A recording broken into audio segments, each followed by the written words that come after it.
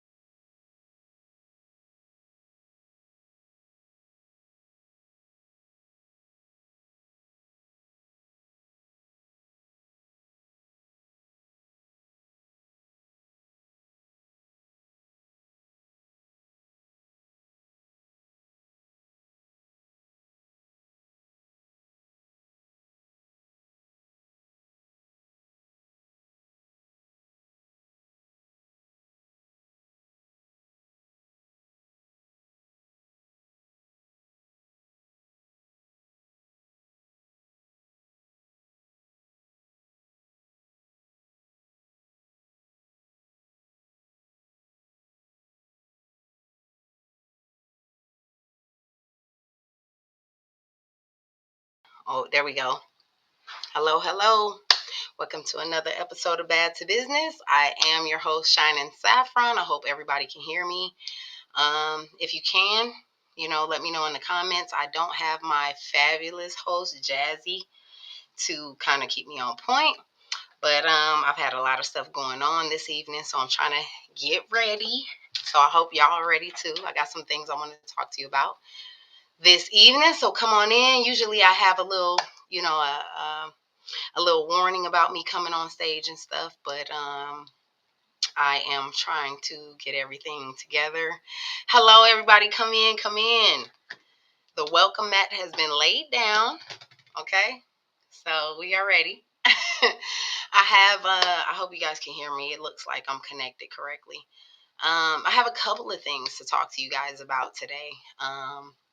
I got to be honest, today is not one of those times where I am readily available to deliver this message, but I'm always available for God. So when He makes a way for me to do what I need to do, I'm here. So we can hear you. Sorry, I couldn't be. Hey, Jazzy, thanks for checking in. Jazzy says she couldn't be here with us today. But she is checking in. And don't be sorry that you couldn't be here. One thing about Jazzy is she is doing some things. I can't wait to check in on Jazzy on some different things going on and follow up with her. She will be on the next episode, but my beautiful co-host just is she's obeying the rules and the laws of her journey right now. So I salute you, Jazzy, and I can't wait to follow up with you. And I know you got a beautiful testimony you want to share with everybody. So that's coming up. But again, I just want to welcome everybody in. Go ahead and come on in and let me get ready to talk to you about some things that I'm not really ready to talk to you about. This is going to be after following the last episode on Bad to Business of Patient Procrastinator. In that episode, I learned a lot about myself, maybe even gave some excuses and some reasons as to why we do some things, right? But we came to the realization of all that means nothing. Stop it. So while I'm in my stop it transitions, I am learning to hunker down and move forward with some things that I know I need to move forward with. The delivery of messages and all those things, and making better with my relationships, and maybe even cutting off some. So no longer am I procrastinating on those things. If you saw my post, I'm taking off those procrastination penny loafers, and I'm putting on my successful stilettos. We are ready to move on and step on to different type of ground. So today, hello everybody, come on in. I want to talk to you guys about some different things.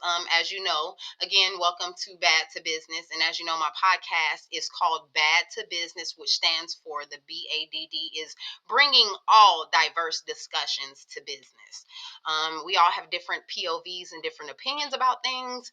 And it's really, this podcast is about whether we feel different ways about things, there's probably still a common ground we can come to try to make some type of a positive change, right? If we can just try to get past all of our different opinions and feelings about some things. And one thing that I continue to share is don't let your feelings get in the way of your purpose, right? So let's get out of those feelings, okay? And definitely in this episode, we're going to get out of those feelings and talk about some things that we really need to have at hand. So I welcome everybody in, and I want y'all to hear what we have going on tonight. So I'm going to revamp and say, all of those who are just now joining in, hello, welcome to Bad to Business. I am your host, Shining Saffron, and I have a wonderful show for you today. We do not have our lovely co-host Jazzy, but she is on a journey, and we will be checking in with her later. But tonight we're going to talk a little bit about it. And if you followed my link and all those things that I try to highlight you guys on and keep you updated on, today we're going to talk about Snapped, right, by Hunger. True crime. I want to kind of talk about, and because we talk about diverse discussions and stuff, the first topic of conversation is a big one. I've been getting difference of opinions and diverse discussion about this, and I want to talk about how this whole thing surrounding the SNAP benefits and those who are getting them, those who are not, and what's going on. I kind of want to talk about that. And I did not want to make it a whole issue, right? A whole conversation. But to be honest, I found that there are some main POVs that come from this. There are some main things that we're not thinking about. There are people in certain situations that we just don't consider. And that's what I'm trying to bring to business. Yes, we all have a difference of opinion, including myself. But there are some things that we really need to talk about that are, maybe causing some type of division in our culture, in our, way of loving each other, and our way of supporting each other, that I think that we really need to talk about. So without further ado, I am going to start the conversation talking on the SNAP benefits. So the three POVs that I want to bring to the table are about, now my POV is I am a working class who has received some SNAP benefits or some type of government aid. Um, I have a caller who I'm hoping that, or I'm sorry, I had a follower who I'm hoping will be a caller on tonight and give her POV. She is a non-working class receiving benefits. And then we have the POV from a working class who does not receive benefits. So what I've learned in this research is the working class who is not receiving benefits has a very strong opinion about anybody else. Okay, to be honest. So they feel like they contribute the most and get the least, right? So I'm contributing, I pay my taxes, I do all these things, and I'm supporting these people who just want to sit on their butt and do nothing. I'm putting into a pot that does not give back to me. Because why? When I go to try to apply for benefits, I'm told I make too much money. I'm told that I'm not eligible because whatever, I don't follow or I don't fall under a certain bracket. Okay, cool. So now, not only am I upset that I can't receive the the the benefits or reap the seeds that I'm sowing, if you will, but I'm upset that the fact that I have to forcibly contribute to a pot that helps other people, right?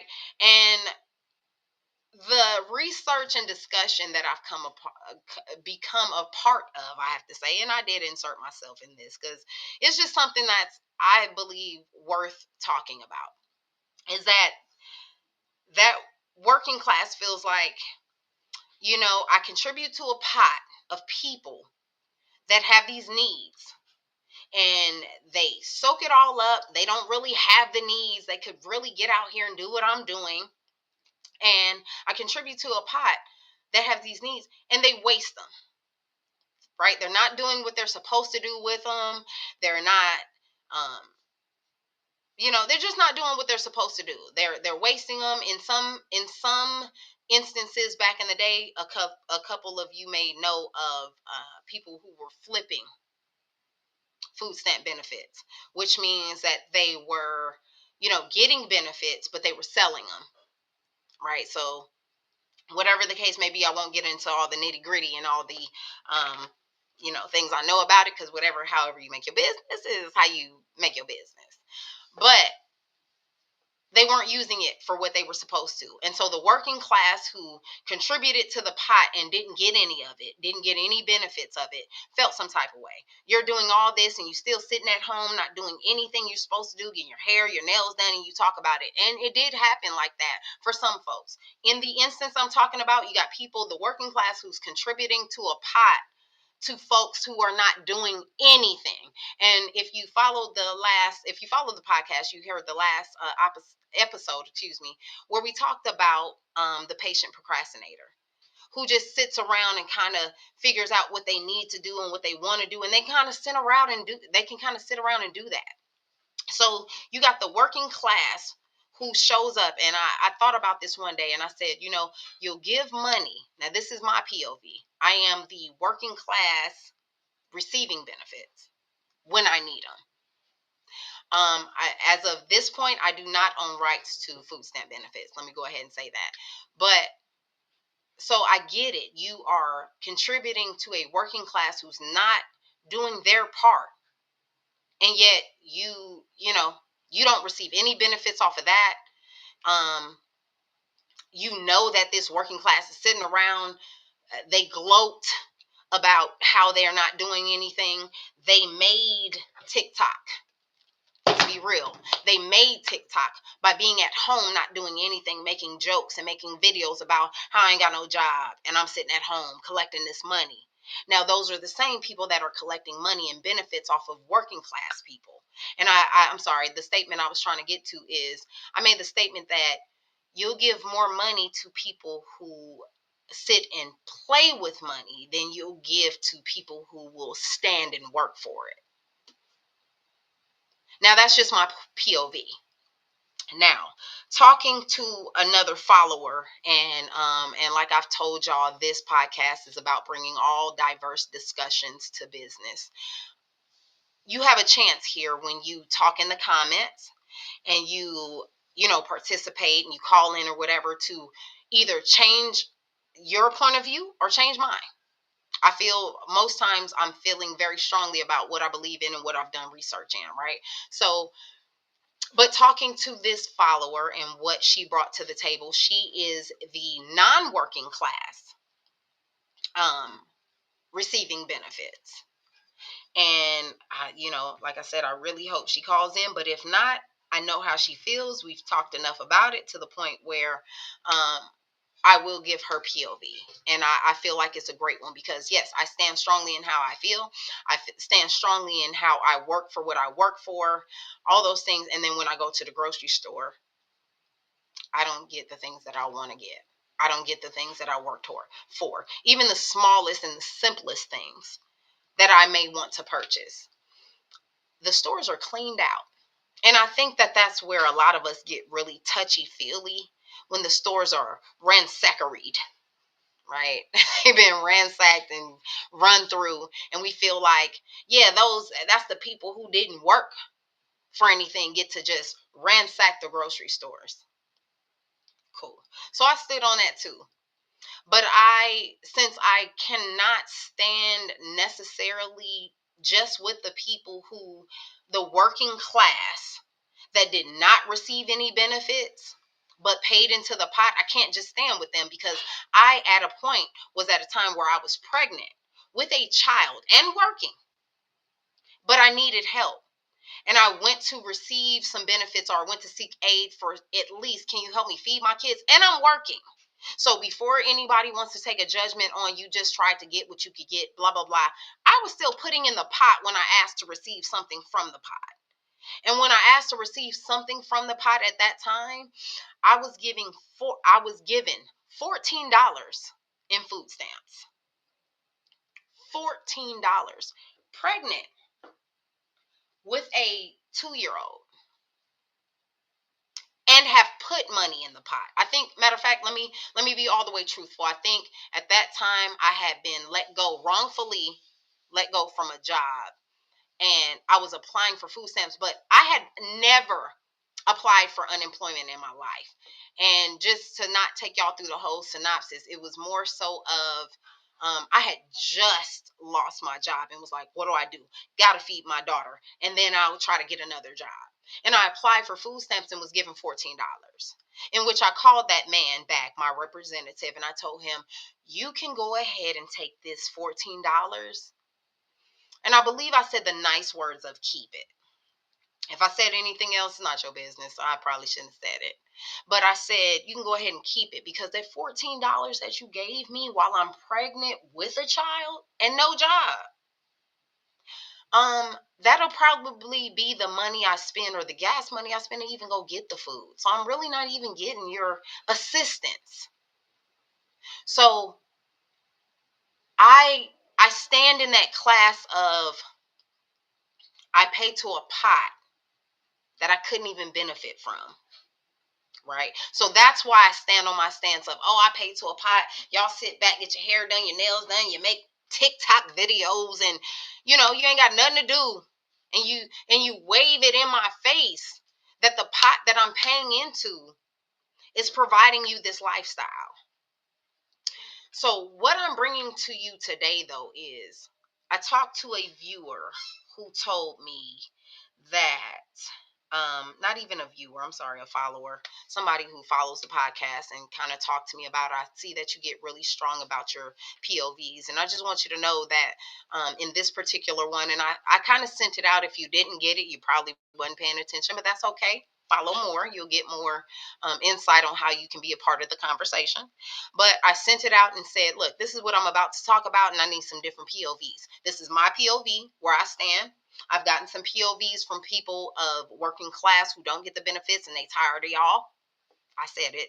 And then I need some of y'all to come to me and tell me how you feel.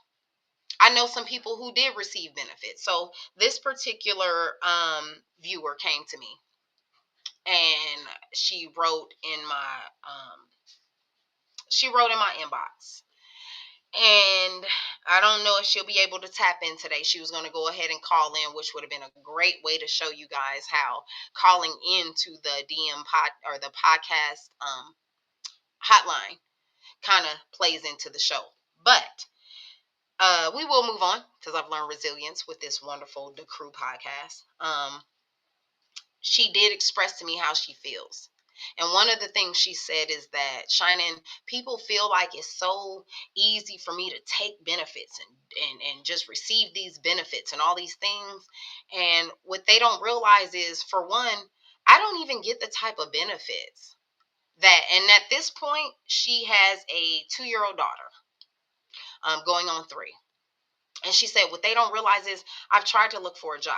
I've tried to look for jobs that aren't hiring. And of course, I'm going after jobs that have enough money to pay for the resources I need, because I don't want to go after a job that doesn't, and I'm still relying on assistance.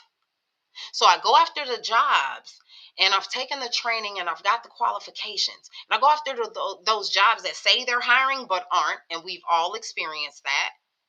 They say they're hiring, but they're not, or they just don't hire you. She said, I don't have a car.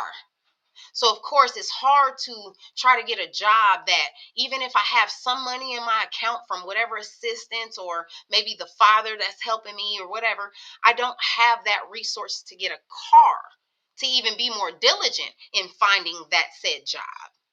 Okay, so I don't have a job. I don't have a car. Doesn't mean I'm not looking for a job and I'm not looking for resources to get a car. Plus, I have a 2-year-old daughter who's not yet ready to go to school. So I'm still teaching her as a mom.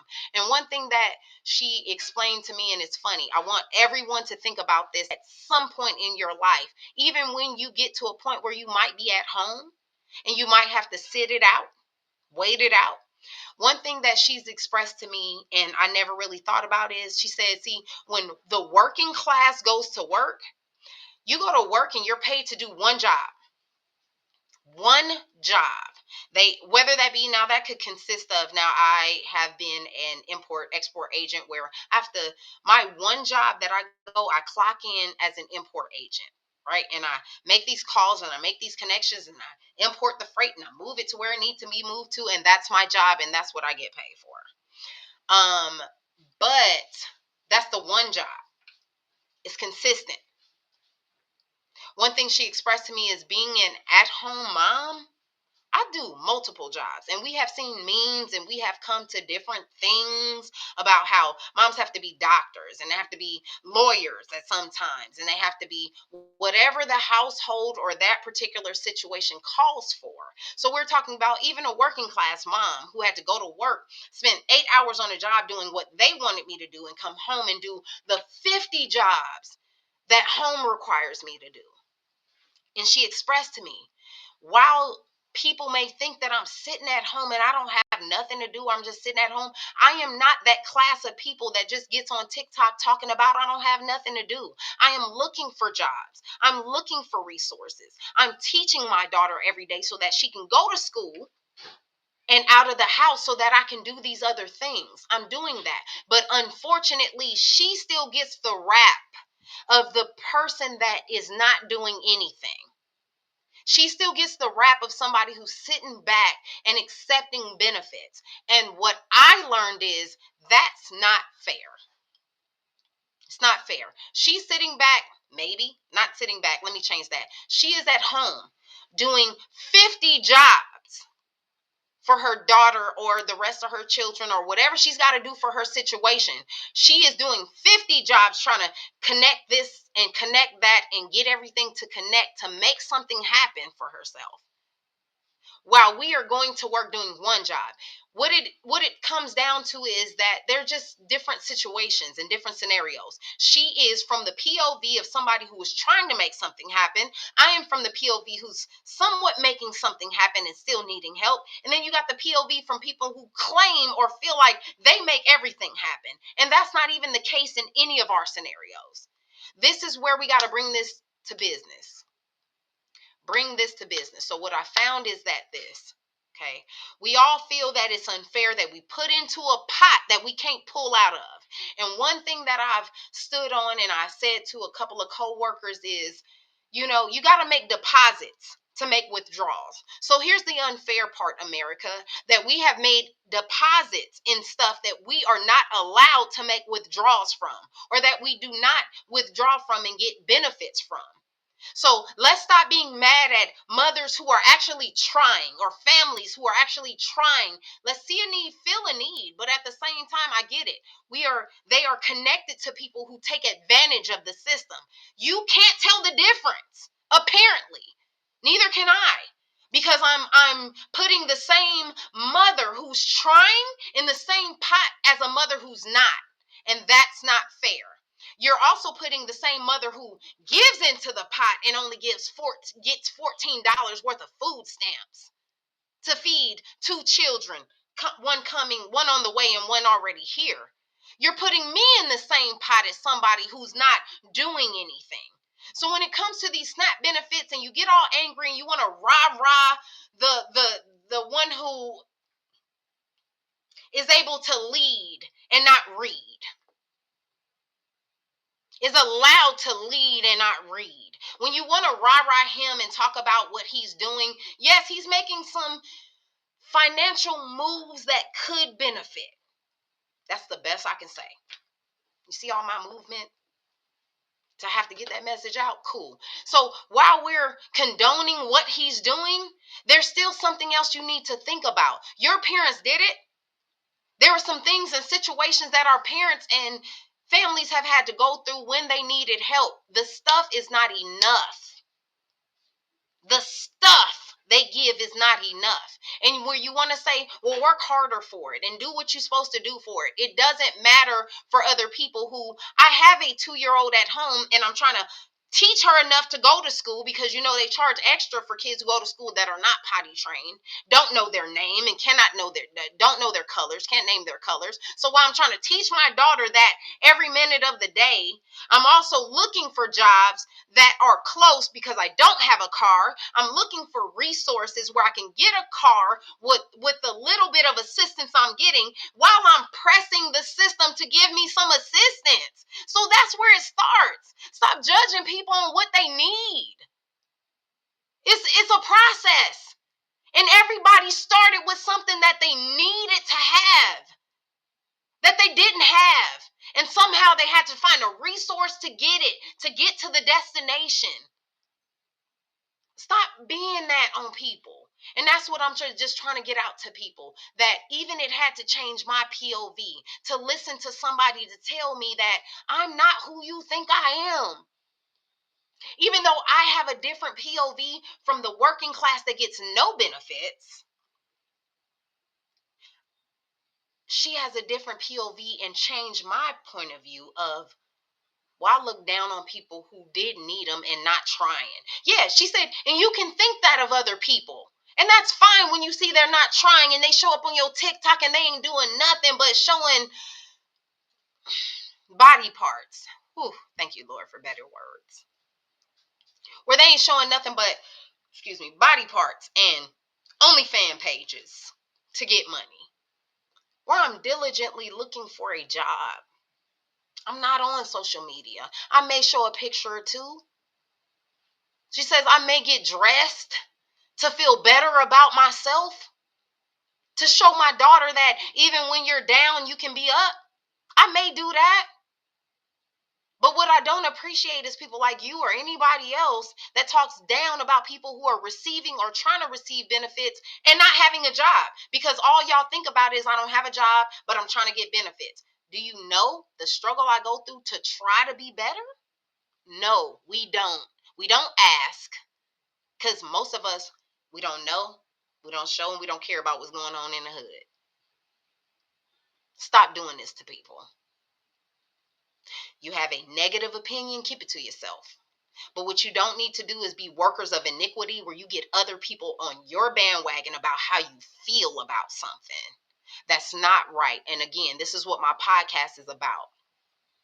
bringing all diverse discussions to business. Yes, I have my own point of view, and I somewhat agree with the people, the working class, who is not able to go to the grocery store and get what they want. But as talking to this follower in this diverse discussion I was in, I learned that guess what? No, I may not be able to go on the 1st or on the 5th or even able to go on the 10th and get what it is I want and I worked hard for. But I could probably go on the 12th. See, we got to put these stores in demand. You are filling the demand of people who are ransacking your stores.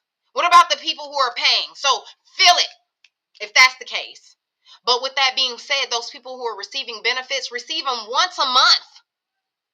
Some of y'all are getting paid twice a month or every week. They have to wait on their benefits. We don't wait on our blessings. So while you're being so mad about people who sit back, even those who are sitting back waiting and they think they cute, here's the way to not get so mad. You waiting on my money, whereas I make it and I can pull from it. Some of y'all got daily pay. Stop playing. Some of y'all got daily pay. Go pull your money out and go do what you need to do. As long as God keeps you from drowning, what that saying say? As long as God don't cancel me, I'll be all right. Worry about you not being canceled.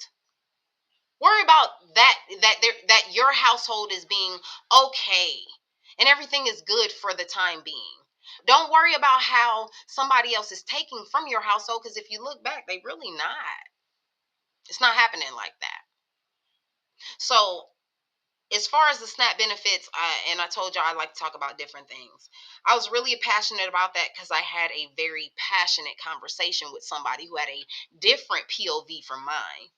And one thing I tell people is I can agree with you wholeheartedly, and then I will step outside of the box because I want to see that if I could agree with you, but if somebody has a different POV from me, how do I handle that? I can't just stand in what I say and be so strongly about that I don't give them the chance of saying what they need to say or give them a chance to express themselves.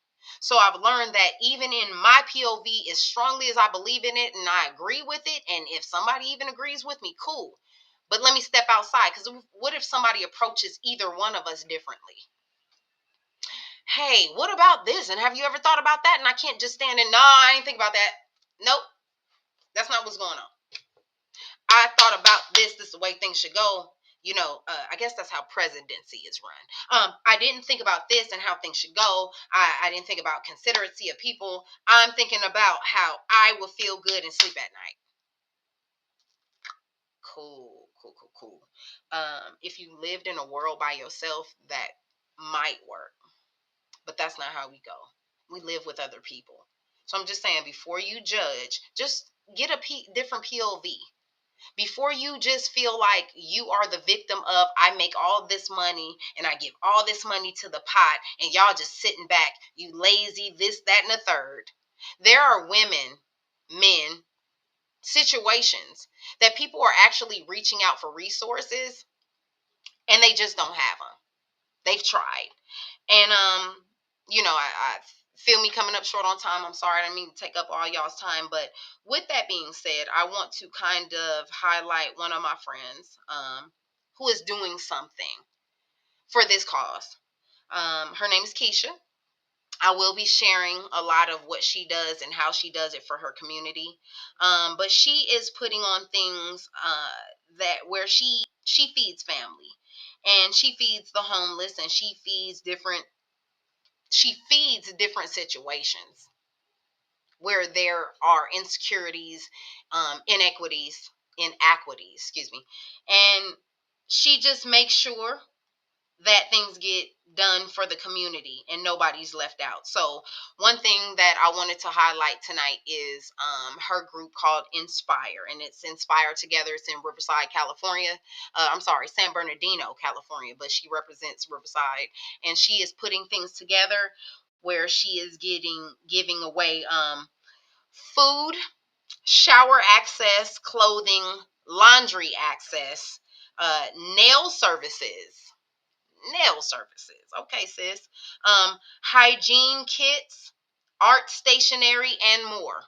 And she puts these things together where you can come out and you can benefit from it, your families, friends, and everything.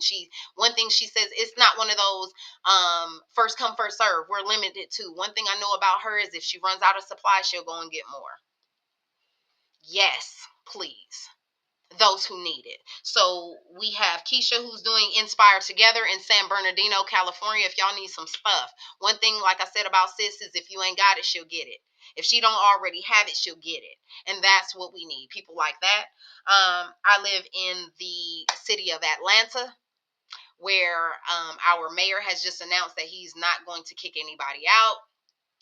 He's not going to allow anybody to get kicked out in the month of December and January, even if you fall behind in bills, because you know what's going on with the whole government shutdown. Nobody's getting their bills paid, stuff like that.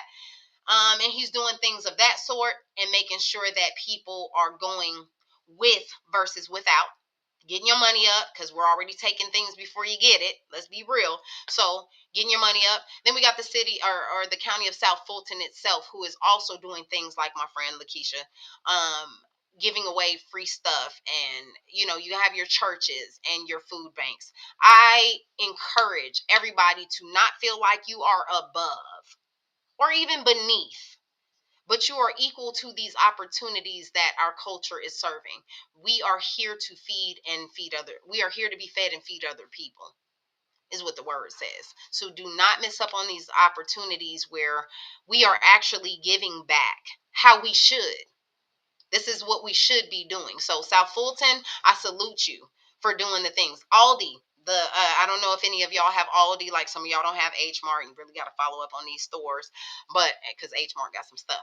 But Aldi's is actually lowering their prices for the season past January, so that families can afford groceries and stuff like that. This is where we have given so much and paid so much taxes. What are y'all giving back? So if you have grocery stores that's not doing that, maybe those aren't the grocery stores you should be shopping. Being real. If Walmart ain't lowering their prices and making it a priority that they do, then maybe not shop there. And I'm not finna tell y'all where to spend your money, because I am a tight consumer. Right? I have a price limit on what I spend on shoes. I have a price limit on what I spend. Man, when I go to websites, the first thing I hit is clearance and sale. It's just what I do. So with that being said, though, there are better ways to stretch your money. And yes, it is hard, even with talking to the follower about how to stretch even the little money she gets. Now, when I got $14, I could not stretch $14. I'm not going to lie to you. I just couldn't. I couldn't even see myself stressing to stretch it. But for those of y'all that are getting more than that, one of the things I told her is what might be fair. Let me bring this to a closing too. The resolution that might be fair is you might have to take from the families that are getting $900 a month because they don't need it, right? Because they might be flipping or whatever. I don't know. Census knows how to keep status of these people, but you may have to pull from that family that's getting $900 a month to provide another family with $100 a month. Maybe the government needs to go ahead and provide everybody a food allowance a month. That's where we get angry. How dare you provide so-and-so with $900 a month that doesn't work, and you got the working class that gets $14. This is where I and anybody else get angry. And we're not going to do that. We're not going to get angry, but we are going to think about a resolution. So this is what it comes to. Can we somehow get the government to give everybody an allowance a month? If you can give, again, you give people money to play with instead of money to people who work for it. Maybe we lessen, and you tell them, I'm going to have to lessen your grocery allowance this month. This is what we're doing. Not even this month, but you've been receiving 900. You're not going to get that. We're going to lower that down to 600. Well, that's 300 you done took from that family, which I feel like, they may be able to work with 600. If you call yourself letting me work with $14. But that's three families at $100 a piece that you've given that allowance to. 300, three families at $100 a piece. Come on, government, you can do better. Stop making us so angry at each other when you could do better. It ain't just about slicing the families that need it. It's about having them understand that we are needing to share it with other families that need it too, so that we're not so angry with them. So let's slice that up, right? I'm gonna keep stuff moving. So yes, I did want to talk to you about those different point of views and the snapped by hunger and why we need to come to a actual mutual agreement. Bring this to the business table. It's not about those receiving benefits that we're mad about. We're really mad about the government giving it to them so free willing and not allowing the people who actually work for it to get any of it. So the median or the common ground, bringing all diverse discussion to the business table, is about not about the people who are receiving it, again getting it from somebody, the government. It's about how the government will give it to them and not to anybody else putting in the pot. Why is it that the people putting in the pot don't get to pull from it? I'm a big believer about if you deposit, you should be able to withdraw. So talk to your local officials about that. Okay. Moving on. While we're talking about, and I'm gonna get this up. Ooh, cutting into time. Y'all know I get real passionate about stuff. So while we're talking about Snapped, I just want to talk to y'all about this stuff going viral. Okay, this some of these kids have snapped while they want to snap and jump on parents and stuff while they trying to beat kids up at the bus stop and all this other stuff, right? Everybody done seen it. If you haven't seen it, you probably haven't been watching. If you haven't been watching, still salute to you, because you don't know. You've been missing some stuff that probably ain't gonna make you feel real well. So in the last 2 weeks, I have watched and witnessed a group of kids jump on a mother and child, or a mother and children, at a bus stop or at a some type of rest stop waiting on a bus, whatever the case may be, and these children have snapped and jumped on these elders as well as their children that they're protecting. I'm going to talk real briefly about this because I really don't want to talk about it, but I really got to, while we're talking on the issue of being snapped into reality. I've read a lot of comments, and now it's getting to the point where there are adults that are saying, please, children, if you're reading this, please don't jump on my kids, because like it's gonna get so ugly. It'll get so ugly. The video I saw in the last 24 hours about the mother who showed up at the bus stop for her daughter, and they jumped on her. Last week it was the mother and her 2 kids. Y'all saw that stuff. This week, it was a mother who showed up at the bus stop knowing her daughter was finna get jumped, and she stood there, and one of the kids said, "What you mean I showed up for nothing?"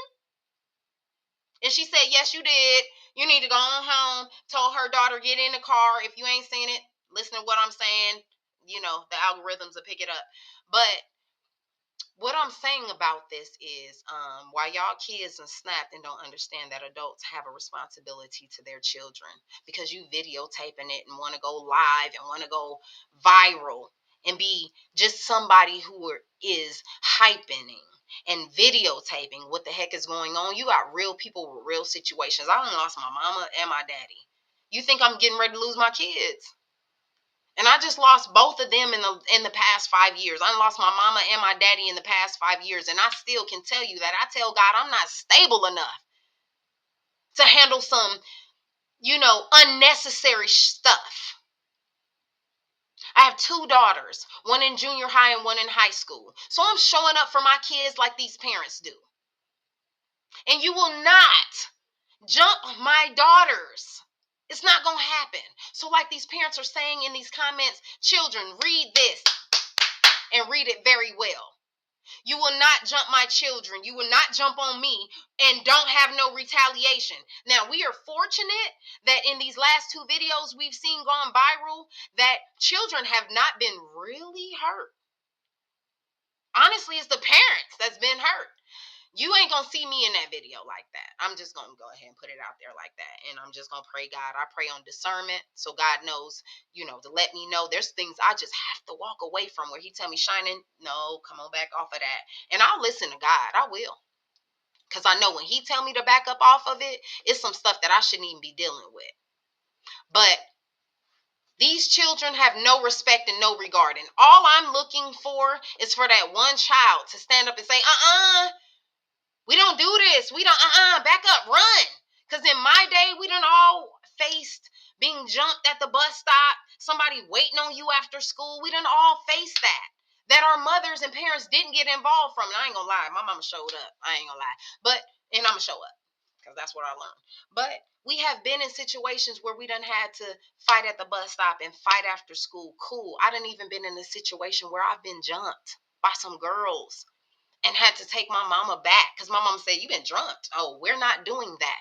Took my mama back to the house with my brother. Those of y'all who were there, you already know, and don't validate it in the comments because they don't even need to know the whole story.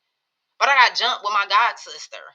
Had to take my mama back to the place, and what she had to let these young girls know is 3 sisters that jumped me and my god sister, and some dudes that jumped in, whatever. And what my mom said is that I'm here to get it straight, and I'm pretty sure she was protected. Back in the day, I was like probably about 18, 19.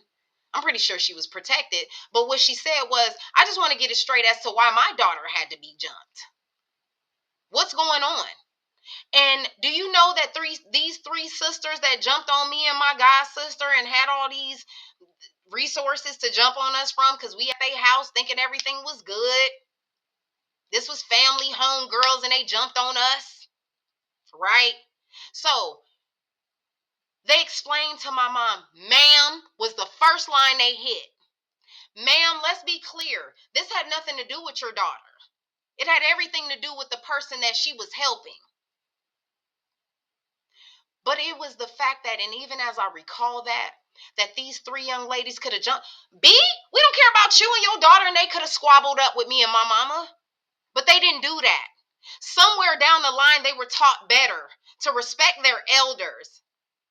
And that's where it is where you see these comments coming in that you don't jump on your elders and let your kids know, keep their hands to themselves because they going down if they touch me and mine. And you may not understand that animosity, and you may even be given that animosity and don't even know that your child the one that's going to get you in that situation. Here's the bottom line. If we could see in these videos, and I think in this second one that we've been seeing go viral, there was one young man that finally showed up to the scene and was like, "Nah, stop it, squash it. Stop doing that." We need to see at least one child that stands up and been raised right that says, "We do not jump on adults. That's not what we do. Let her go, move." Nah. And you on video? Nah. We're not seeing that. So when you see these comments where they say, "Get your child or else you're going to understand that you're going to be burying your child," it's serious. It's serious because if you think that I went through as much as I've gone through as a single mom to pave the way for my children, I'm going to let somebody else drag me and her. That's not finna happen. That's not finna happen. And some of y'all parents need to get with your children instead of, "Hey, yeah, when I come out, I'm not even finna, I can't do it. I'm not going to impersonate ignorance." What I'm telling you is teach your child to keep their hands to themselves. Keep your child to respect their elders so that stuff like this don't go viral and teach and show our culture.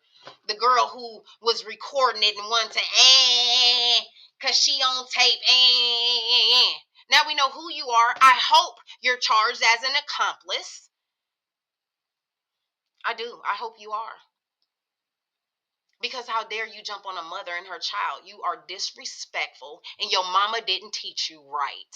Because after these girls jumped on me, they respected my mama enough. And when my mama showed up and said, "I just want to know, do we have a problem?" And they said it didn't have nothing to do with her. My mom said, "I just want to make sure, because if it is a problem, let's squash it now." It wasn't her, "Ma'am," is what they said. "Ma'am." They didn't jump on me and my mama when I showed up at their house. And if you watch The Perfect Neighbor, as I'm showing my daughter about how to do things right, The Perfect Neighbor on Netflix shows you, you don't want to show up at somebody's house unarmed, unfortunately. And I'm not bringing that up to glorify what's going on and what happened. But unfortunately, that mother showed up in defense of her child and was unable. So one thing that my daughter, "Mom, I know you rah for me, but can you please, if I forget something or something happened, don't show up." I let her know I'm smart. First of all, I'm not showing up to somebody's door unprotected. I'm not, ever. If you see this face at your door, I'm not unprotected. Okay, first and foremost. Secondly, if I have to show up to your door for my child, you better be protected. This is crazy. Respect my children. Come and talk to me. And children, respect your elders. Go tell your mama. One thing I told my daughter is you will not disrespect an elder. If you feel intimidated, you feel disrespected, you come and tell the weight class because I'm ready to go. And I feel really passionate about this because as I'm watching these videos, y'all don't even know I'm shedding real tears about how the other people could feel, the parents would feel about what I'm going to do to their children if they approach me like this or they approach my children like this and I'm around. I shed real tears for the parents that said, you threw my child head through a window. I did. I did. I was threatened. My child was threatened. I did. I'm not sorry when it comes to protecting me and mine. When it comes to pulling a pew pew, I don't feel bad when I'm protecting me and mines. And like I explained to somebody, you mad because I'm a bully, I'm mad because you a bully. It's just as easy for me to pull something as it is for you to leave us alone. What are you doing? Stay to yourself. And I'm done with that. So again, know this. I will protect my children like these other women and families have protected theirs. And so it's best for you to, like these girls jumped on me, but they knew to respect my mama. Teach your children how to respect people's mamas. You have to catch them on another slide, on another day. You catch them on another squabble up. You do not do that in front of their moms. You don't have enough respect, then you're going to feel it. And your mama needs to understand that you had to feel it because you was there that day disrespecting. And that is that on that. Before I get way too emotional about how I feel on that, please, when they say teach your kids how to keep their hands to themselves, at least teach them how to respect it. And on the flip side of that, I seen the older sister of that whole situation that jumped on me and my god sister. I seen her about 2 years later at a gas station. Young lady walked up and tapped on my car window and apologized to me and told me how she realized that shouldn't have went down like that day. And how she's teaching her kids who were younger kids at that time, but I'm seeing them hop out and going to the gas station, she's teaching her kids how to make better decisions. And where I could be like, be you lying? I'm trying not to cuss, but be you lying? Because you made that. No, because she didn't have to see me apologize to me and even speak them words about how she making sure that them kids make better decisions. Well, I already know that she know how to respect somebody mama because she did it to mine. But if the better decision is when you got a problem with somebody, you don't let somebody else feed into it and make you do some stuff, because that's how it happened. And again, those who were there and know about the situation, you ain't got to even validate it for the comments. I mean, we got receipts. But it was foul. But I can salute the young ladies who respected my mother enough to not jump on me while she was there, not jump on my brother. Because one of the things that one of the other brothers said is, y'all jumped on her. Her family showing up, they got a right to be here. That's what I'm talking about. Clock that stuff. We had every right to be there because y'all jumped on me for no reason. And yes, I did bring my mama back to the scene of the crime, in which my daughter don't ever want to do that for me. And I get it because we're not showing up to somebody's house. That's what I'm teaching my daughter. But it's about, I knew something was wrong and my mama knew something was wrong. And she said, if there's a problem, we going to solve it. Y'all going to squabble up one-on-one with my daughter. But the jumping her ain't never going to happen again. And that's how that got resolved, for them to respect her enough to say it wasn't even about her. She jumped in and she was helping to help, whatever the case may be. And that's what had happened with that. So I'm just saying, if your kids had at least enough decency and respect, they could not keep their hands to themselves. And when your kids are defending themselves, understand, man, you got to hear the whole story. There's Carmelo and a whole bunch of other people that are defending themselves, not even standing their ground. It's not your ground. To be real, God owns it all. You could walk away off that ground. If you can get away, like Georgia says, if you can get away, you're supposed to, and that's how they charge you. Message for those who didn't know. Georgia say if you can get away and you don't, even in retaliation or protection, you're still charged.